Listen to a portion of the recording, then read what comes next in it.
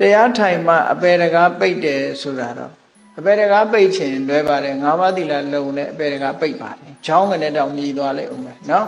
၅ပါးသီလသာလုံအောင်ထိအပေတကား၅ပါးသီလလုံးနေဆိုရင်အပေမကြဘူးအပေမကြနိုင်ဘူးအဲ့ဒါကြောင့်၅ပါးသီလအပေကြတယ်ဆိုတာအကုသိုလ်ကြောင့်ကြတာလေအကုသိုလ်မှလည်းအပေကြလောက်တဲ့အကုသိုလ်တွေလုံးမှအပေဆိုတာကြမြတ်စွာဘုရားကပုံသေးကြီးဘယ်တော့မှမဟုတ်ဘူးခေါ်ထားတာရှိတယ်အနန္တရိယပိဿနန္တရိယကမ္မ၅ပါးကျူးလွန်ရင်တော့သိကြပေါက်ပဲနော်အမေတတ်တယ်အဖေတတ်တယ်ယဟန္တာကိုတတ်တယ်မြတ်စွာဘုရားသွေးစိတ်တီအောင်ပြမှားတယ်တန်ခါသိမ်းခွဲတယ်ဆိုရင်တော့ဒါသိကြပေါက်ပဲကြံတဲ့ဟာတွေကတော့သိကြပေါက်လို့ပြောဘူးနော်သိကြပေါက်မပြော maybe နဲ့ပဲတော့ possible ဘာလို့လဲဆိုလူမှာ condition တွေကရှိတာအခြေအနေတွေကမတူဘူးလေကဲတစုံတစ်ခုမဟုတ်တာလောက်တိုင်းဒီပြစ်မှုတစ်ခုကျူးလွန်တိုင်းဒီပြစ်မှုကျူးလွန်ရင်13နှစ်ဆိုပါတော့